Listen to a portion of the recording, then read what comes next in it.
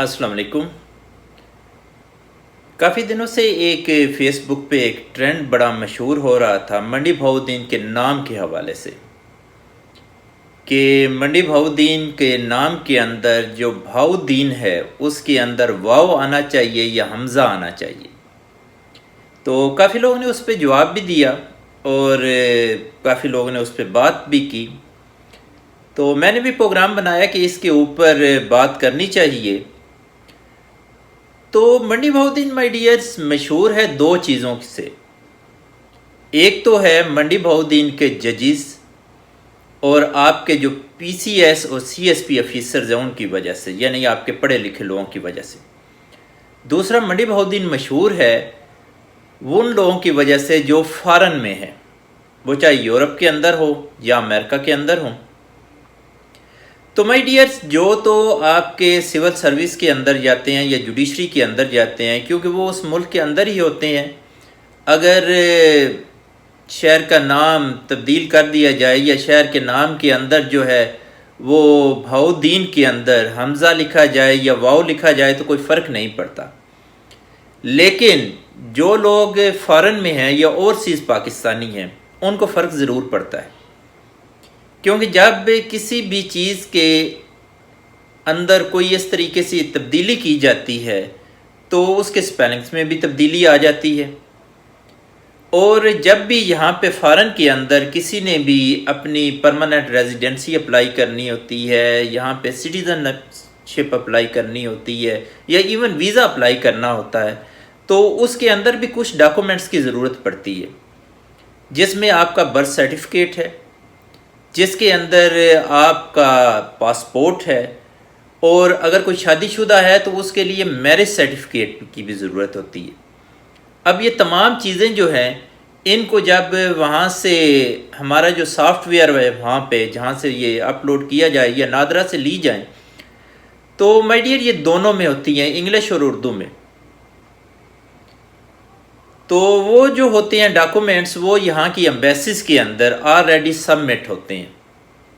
اب مثلا کسی کے ڈاکومنٹس مس پلیس ہو جائیں اور وہاں پہ سٹی کا نام جو ہے اس کو واو کی جگہ آپ اس میں حمزہ لکھنا شروع کر دیں اور وہ نئے ڈاکومنٹس وہاں سے نکلوائے، تو اس کے اندر تو ظاہری بات ہے اگر یہ ٹرینڈ کامیاب ہو جاتا ہے اور واو کی جگہ حمزہ لکھ دیا جاتا ہے، تو وہ ڈاکومنٹ جب وہ دوبارہ سے سبمٹ کرے گا تو یہ لوگ جو ہوتے ہیں یہ بڑے آپ کہیں کہ چیزوں کو بڑی باریکی سے دیکھتے ہیں، اور جب باریکی سے دیکھتے ہیں تو ان کو وہ ڈاکومنٹ جو ہے جو نئے اور اوریجنل ہوں گے اور وہ ڈاؤٹ فل لگیں گے، تو اس لیے لوگوں کے لیے پرابلمس پیدا ہوتی ہیں۔ اس طرح کے جو ٹرینڈز ہوتے ہیں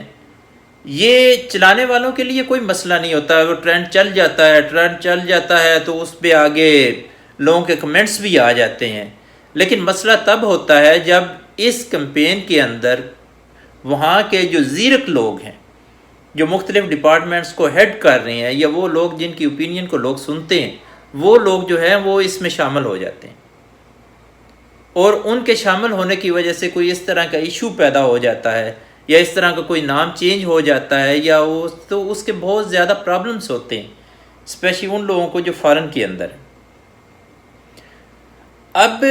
الفاظ کو پروناؤنس کسی اور طریقے سے کیا جاتا ہے، بعض دفعہ الفاظ کو لکھا اور طریقے سے جاتا ہے، اور جب الفاظ کو اور طریقے سے لکھا جاتا ہے اور پروناؤنس اور طریقے سے کیا جاتا ہے تو یہ نہیں ہوتا کہ اس پہ بعض میں جب دوسرے لوگ آئیں تو اس پہ اعتراض اٹھانا شروع کر دے۔ تو میں اس کی ایک آپ کو اسلامک ہسٹری سے مثال دے دیتا ہوں۔ اب رسول کریم صلی اللہ علیہ وسلم کے زمانے کے اندر جب بھی قرآن پاک وحی کی صورت میں اترتا تھا تو یا تو لوگ اسے حفظ کر لیتے تھے، حفظ کرنے کے علاوہ وہ پتوں پہ، ہڈیوں پہ، مختلف چیزوں پہ اس کو لکھ لیا کرتے تھے۔ رسول کریم صلی اللہ علیہ وسلم کے زمانے میں اسے کتابی شکل نہیں دی گئی۔ رسول کریم صلی اللہ علیہ وسلم کے وصال کے بعد حضرت ابوبکر صدیق رضی اللہ تعالیٰ عنہ کے زمانے میں ان تمام چیزوں کو اکٹھا کر کے ایک ام المومنین تھی ان کے پاس رکھ دیا گیا، لیکن حضرت عثمان غنی کے زمانے میں ایک پرابلم یہ پیش آئی کہ مسلمان سلطنت بہت بڑھ چکی تھی، اور اس کے اندر عرب و عجم دونوں شامل ہو گئے تھے، اور جب بھی قرآن پاک کی تلاوت کی جاتی تھی یا اس کو لکھا جاتا تھا، اور جو بھی لکھتے تھے وہ مختلف الفاظ جو تھے وہ مختلف جگہوں پہ مختلف طریقوں سے لکھے جاتے۔ مثلا ان کا لکھنے کا سٹائل جو تھا وہ مکہ میں اور تھا، مدینہ میں اور تھا، شام میں اور تھا، مصر میں اور تھا، ایون عجم میں اور تھا۔ تو ایک غزوہ کے بعد اسپیشلی جب بہت سارے حافظین قرآن جو تھے وہ شہید ہو گئے تو یہ مسئلہ پیش آیا کہ اسے اب ایک کتابی شکل دی جائے۔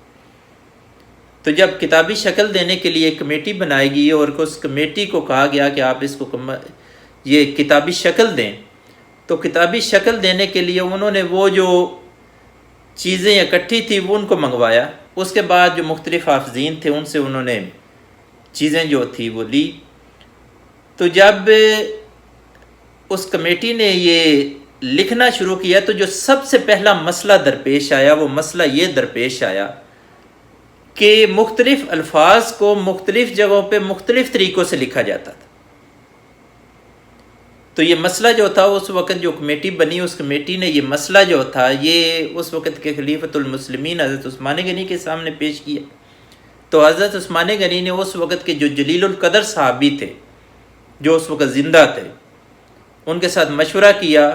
اور اس میں فیصلہ یہ کیا گیا کہ قرآن کریم کو اس طریقے سے لکھا جائے گا۔ انہوں نے یہ نہیں کہا کہ جو اصل عرب گرامر ہے اس کے مطابق لکھا جائے، انہوں نے کہا کہ اس کو الفاظ کو اس طریقے سے لکھا جائے گا جس طریقے سے یہ الفاظ جو ہے یہ مکہ کے اندر لکھے جاتے ہیں،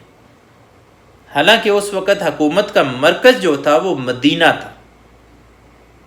اور قرآن پاک جو سارا لکھا گیا اس میں الفاظ کو اسی طریقے سے لکھا گیا جس طریقے سے مکہ کے اندر لکھا جاتا، یا اس کو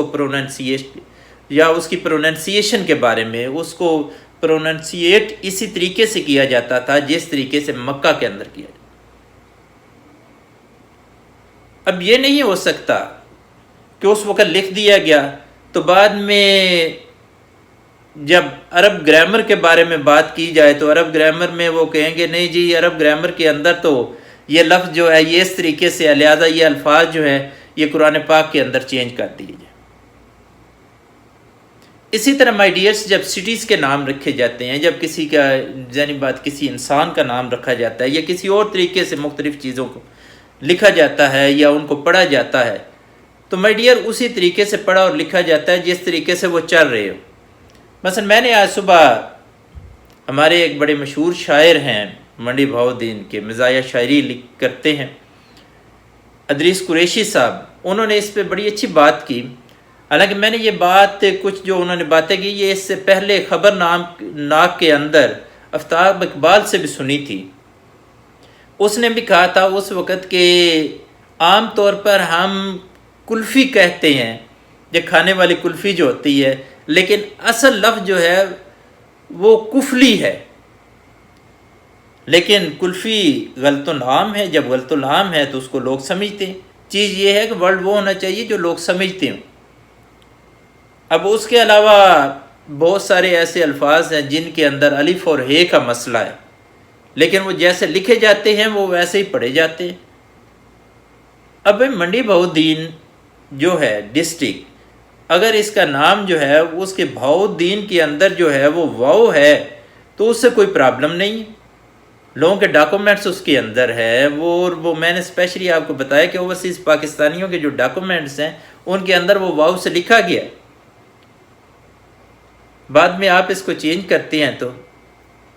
حقیقتاً اس میں پرابلم بنے گی۔ تو جو چیزیں جس طریقے سے ہیں مائی ڈیئرس وہ اسی طریقے سے ہی رہنے دیں، اور یہ جو ٹرینڈ ہوتے ہیں ان ٹرینڈز کا کوئی اتنا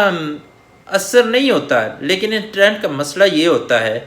کہ ان ٹرینڈ کے ساتھ جب ہمارے وہاں کے زیرک لوگ جو پڑھے لکھے، جو وہ لوگ جن کی لوگ قدر کرتے ہیں یا جن کی اوپینین کو لوگ سمجھتے ہیں کہ یہ اہمیت کی حامل ہے، جب وہ لوگ ان ٹرینڈز کے ساتھ شامل ہوتے ہیں تو تھوڑا سا افسوس ہوتا ہے ہمیں۔ تو اس لیے یہ کچھ باتیں تھیں جو آپ لوگوں سے شیئر کرنی تھی، باقی اللہ آپ کا حامی و ناصر ہو. تھینک یو جی. اللہ حافظ.